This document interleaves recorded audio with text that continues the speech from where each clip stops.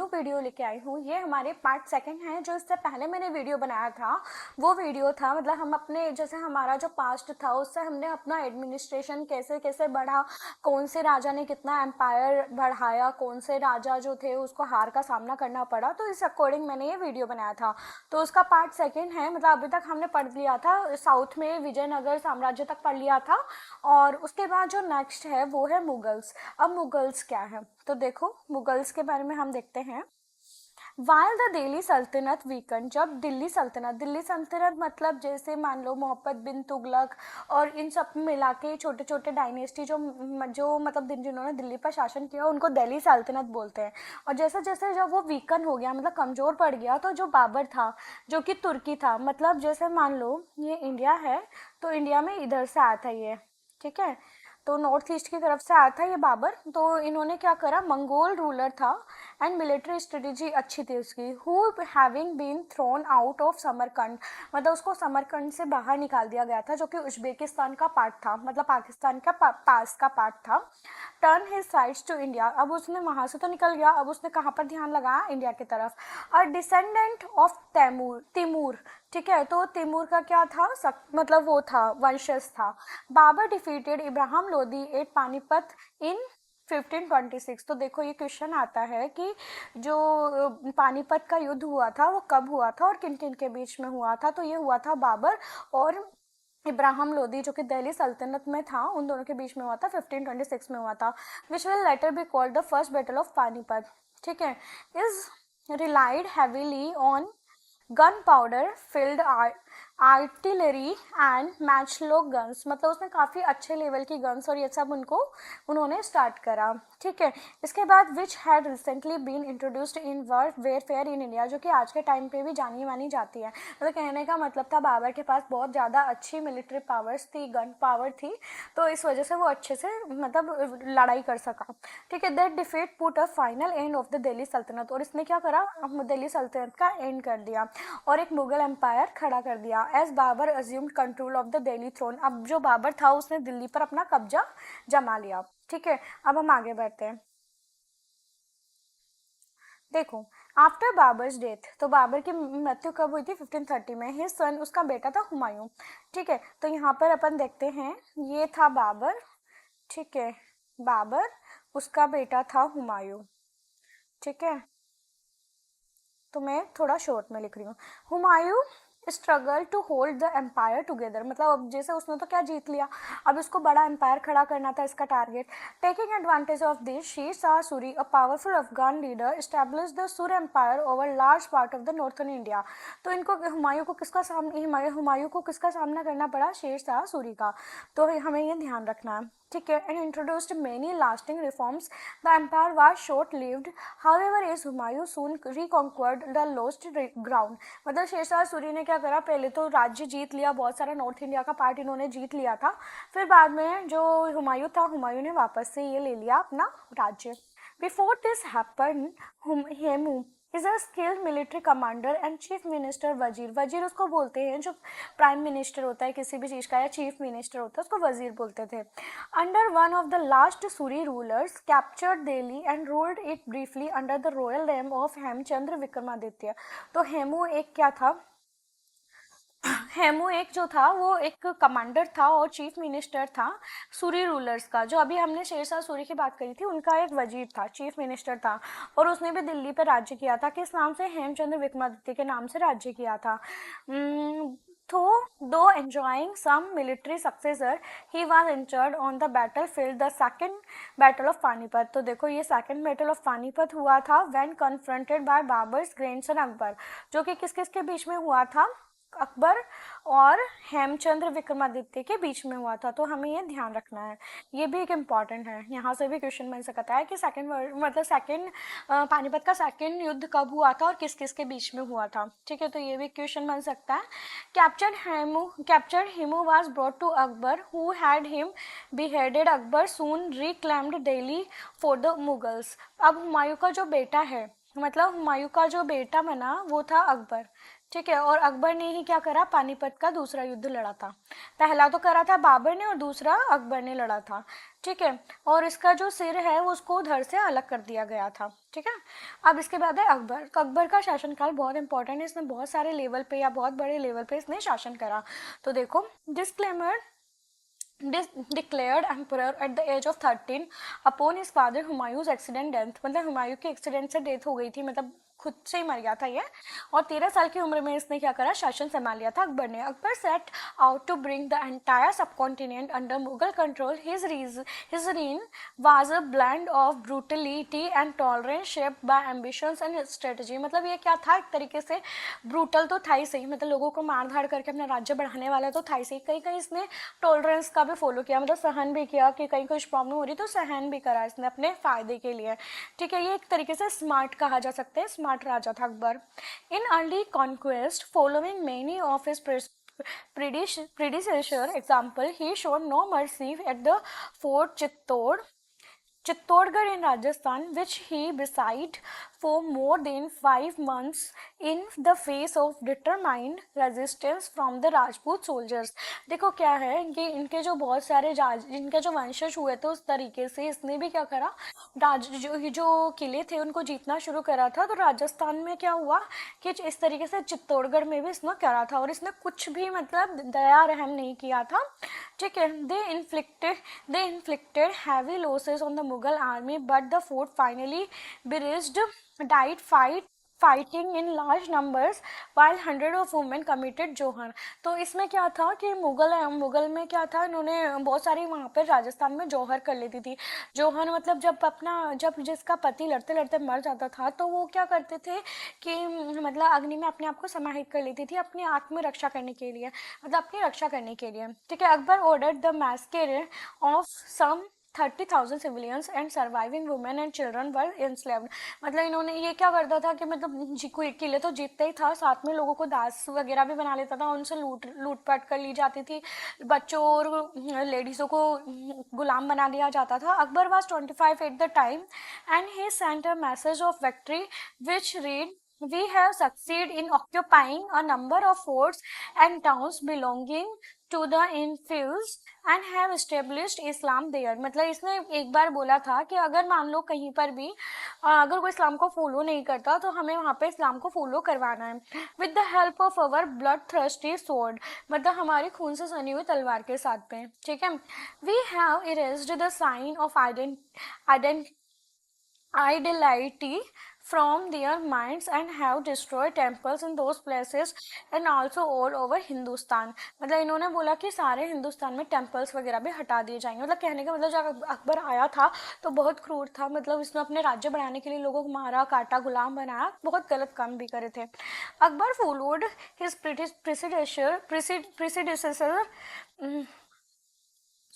predecessor in this thought of his, a monarch should be ever intent on conquest, otherwise his enemies rise in arm against him।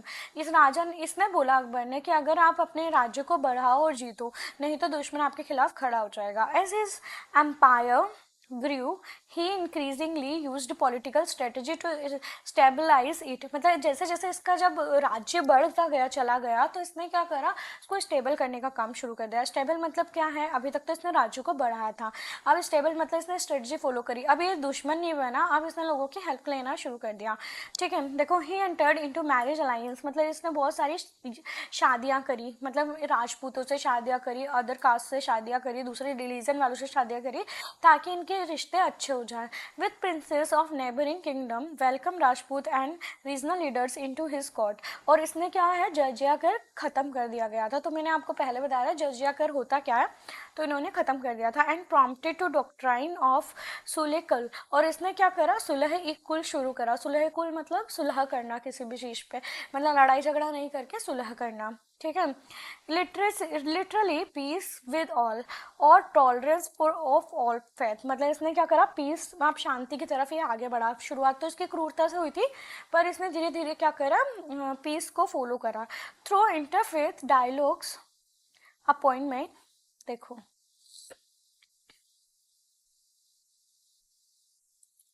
देखो ये Mughal empire है, देख रहे होंगे आप, ठीक है।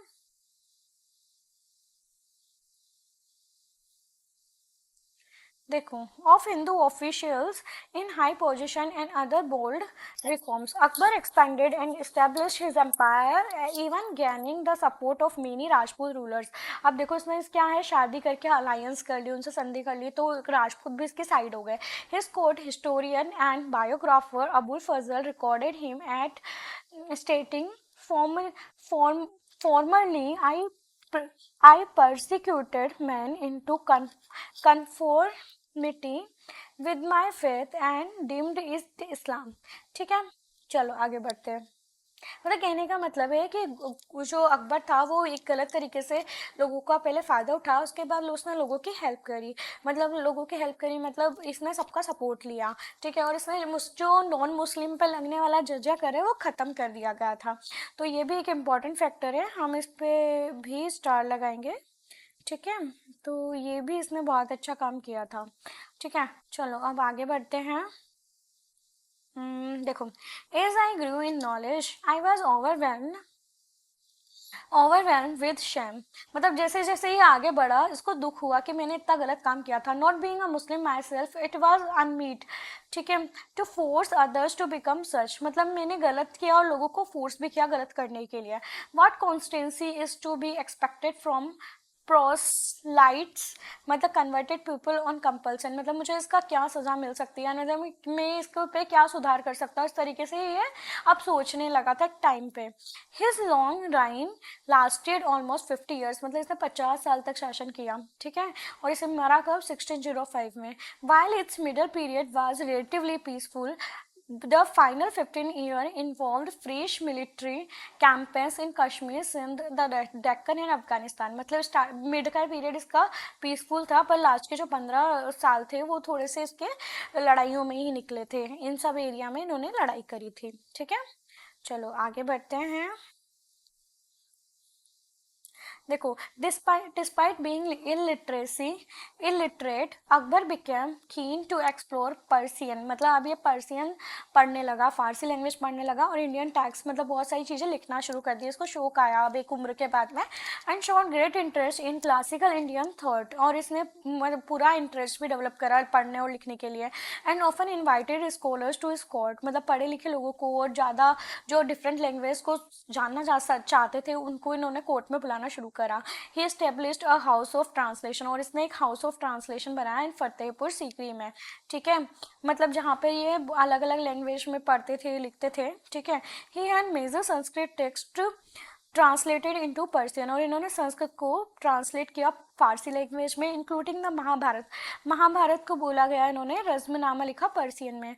बुक ऑफ वॉर बोलते हैं इसको, तो ये भी एक इम्पॉर्टेंट फैक्टर है. The Ramayana with 176 beautiful miniature painting, the Bhagavad Gita and the Panchatantra, इनका भी इन्होंने अनुवाद किया था. Akbar's son Jahangir shared with his father a love for art and architecture and tried to expand the empire into the Deccan. अब इनका जो बेटा था, अकबर का जो बेटा था वो था जहांगीर, और इन्होंने अपना जो आर्ट और कल्चर है उसको आगे बढ़ाया था. और डेक्कन मतलब डेक्कन उसको बोलते हैं, जैसे ये इंडिया है, इंडिया का जो ये वाला एरिया है इसको डेक्कन बोलते हैं, ठीक है.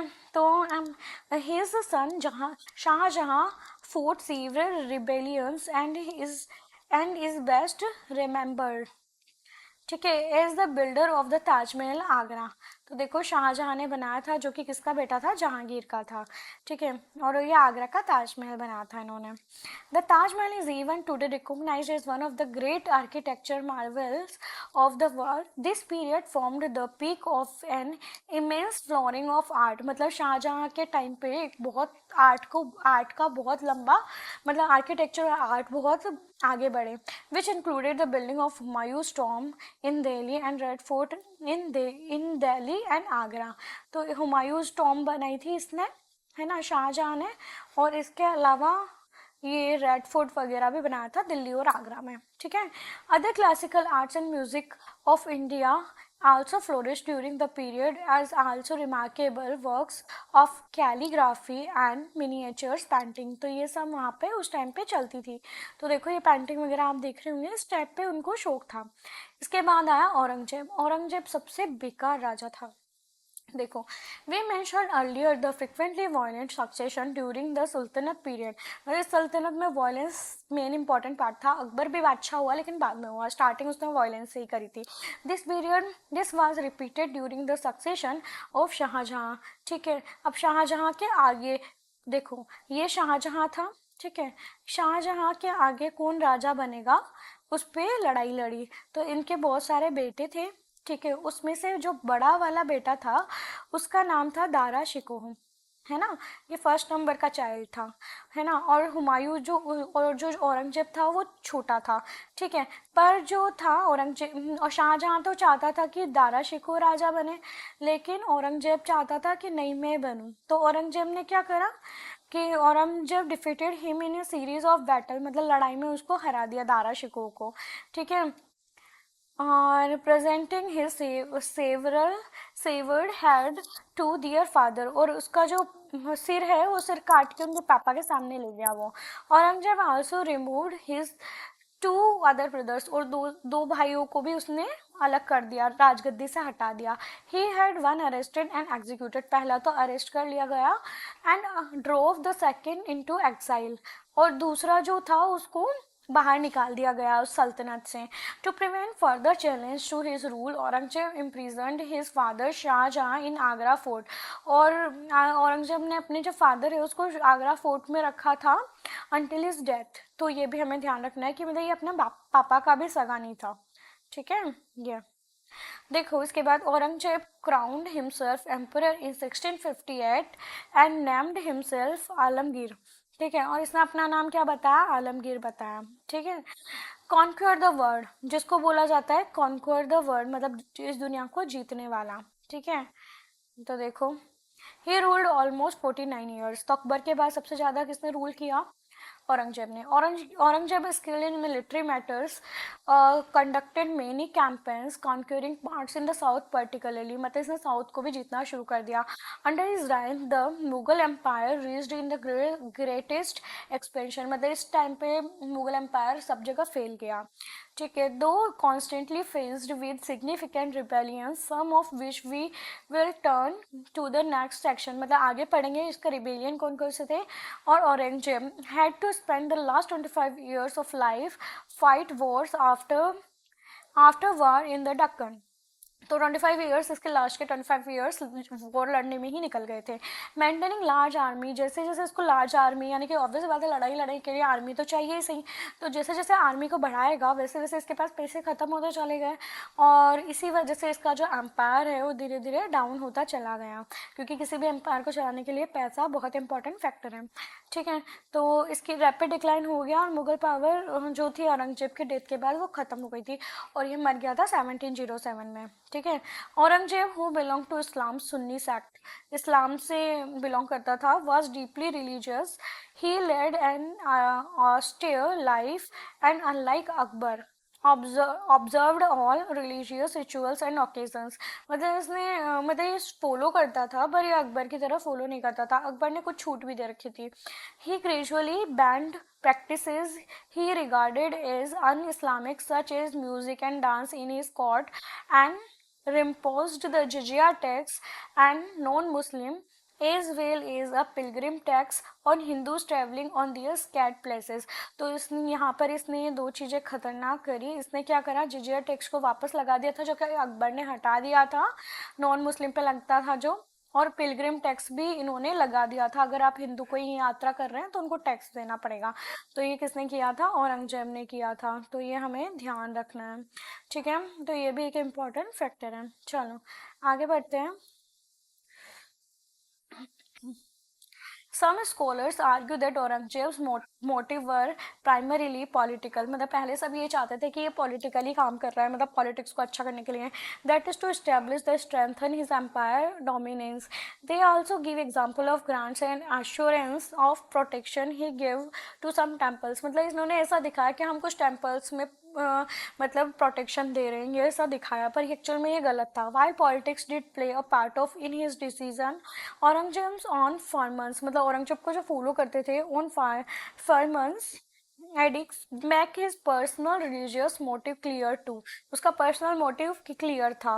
इन 1669 for instance he order governors of all provinces, मतलब इसने गवर्नर को ऑर्डर दिया to demolish schools and temples in infidels and put down their teaching and religious practices, मतलब इन्होंने बोला कि गवर्नर जो है, मतलब जो उनको बोला कि जो दूसरे धर्म हैं उनके सारे स्कूल और टेम्पल्स को हटा दिया जाए, और इस तरीके से वो आगे नहीं पढ़ा पाए। Temples at Banaras, present day Varanasi, Mathura, Somnath among many others were destroyed, मतलब इसने हटा दिए गए। We as well as Jain temples and Sikh Gurudwaras. This aspect of Aurangzeb was also visible in his persecution of Muslims of other sects, including Sufis and Zoroastrians, the religions of Parsis in India. तो इसका मतलब इसने सिर्फ ये मुस्लिम पे ही नहीं, जो सूफी मुस्लिम थे उन पे भी इन्होंने ये चीज़ चालू करी, मतलब उनको भी नुकसान पहुंचाना इसने शुरू करा। ठीक है, तो कहने का मतलब औरंगजेब तो बेकार था ही सही। अब इसके बाद जो पार्ट थर्ड में हम पढ़ेंगे वो पढ़ेंगे रेजिस्टेंस ऑफ मुगल्स। ठीक है, अब मुगल्स जो थे और जिसका लास्ट रूलर जो था, लास्ट रूलर मतलब जो एक पावरफुल रूलर था औरंगजेब था, उसके उसके बाद में मतलब मुगल्स को किन किन से युद्ध झेलना पड़ा, ठीक है, और किस किस लोगों को मुगल ने हराया, मुगल्स को किस किस से प्रॉब्लम हुई, वो सब हम थर्ड पार्ट में पढ़ेंगे और साथ में इसके क्वेश्चन आंसर भी करेंगे। अगर फ्रेंड्स आपको मेरा वीडियो पसंद है तो प्लीज लाइक शेयर सब्सक्राइब जरूर कीजिए, बेल आइकन को जरूर दबाइए, जैसे ही मेरा न्यू वीडियो आएगा सबसे पहले आप लोगों तक जरूर से जरूर पहुंचेगा। Thank you so much.